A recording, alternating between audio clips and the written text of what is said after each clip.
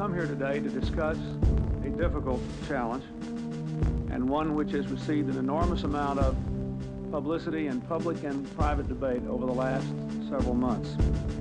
Our nation's policy toward homosexuals in the military.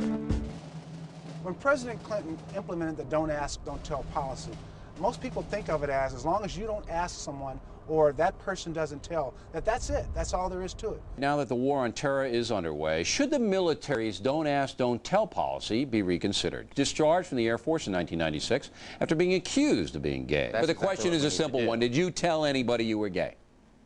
I did not tell anyone in the Air Force. Because that's a policy. Don't ask, don't tell. You don't tell, then you should be able to serve.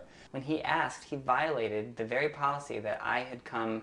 All of my safety and security was wrapped up in those 4 little words. Don't ask, don't tell, don't work. Under the policy, the mere perception, the mere accusation that you are gay is more than enough to trigger an intrusive investigation into your private life, and it's more than enough to end your career. The core values of all 5 branches of the military service talks about being honest, respect, integrity. But we have a policy that contradicts that to say tell a lie. The whole policy was flawed because it has no integrity for the individual, and it was a doomed program. To kick me out simply because somebody thought that I might be gay and wanted to ask me about it when I had done nothing to show it, when I had done nothing wrong at all. This is what I call a witch hunt, that a good number of the 10,000 or so people who have been discharged are being discharged because they have been harassed. They have been pursued. People actually disappeared in the middle of the night from the academy. Literally in the middle of the night, they would be gone. And later you would find out it was because they were gay. We chucked out valedictorians and captains of varsity teams in high schools, amazing athletes. I had heard reports that linguists were one of the things that the military needed most. My decision to join the military was really from my heart. How many people are willing to raise their hand and come forward and say that they're willing to serve and to die for their country? Bottom line, I have no problem with dying for my country, serving my country. I've been married for the past 6 years to a straight woman, and that is just to put a cover, to a front to the military. My ex-boyfriend's been blackmailing me for 4 years. I support him now financially. I worry every day whether today will be the day that my ex decides to actually tell my command about me.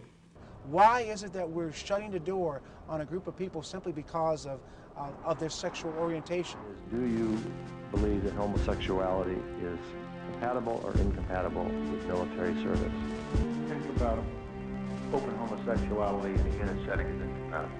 And it's not only the straight soldier that is uninformed about gays, it's also the often older commander that's uninformed about gays. They don't study gays. They are informed also by the mythologies of their childhood.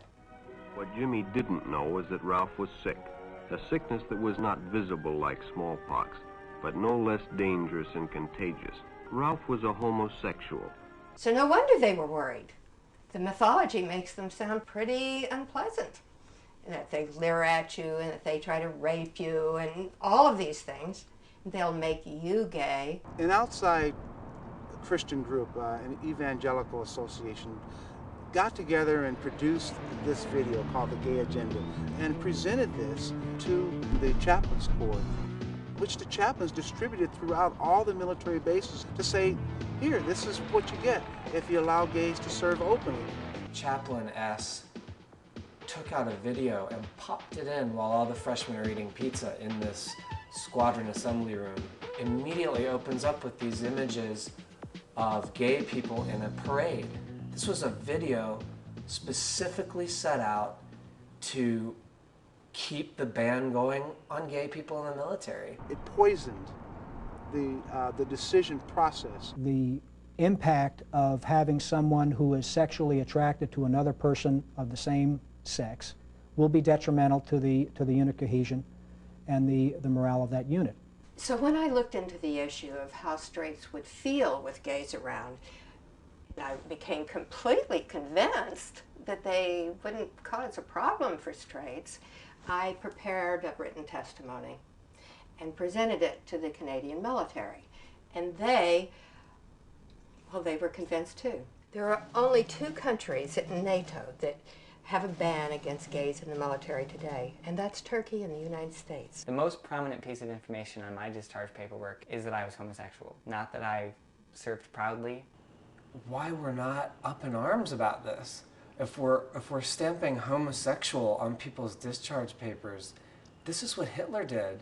Hundreds of thousands, millions of dollars are being spent when you add up the 10,000 or so people that we have discharged. You trained me and educated me, and I left because your military said that I shouldn't be there. Your money is not still in the military. Your money isn't a lieutenant colonel now. Your money isn't a major, isn't a colonel, isn't getting more and more educated and leading our military. To make that investment in a person and then say, but we don't want your contribution.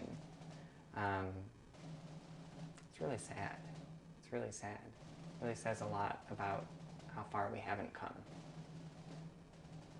This is a human rights issue. This is not a gay issue.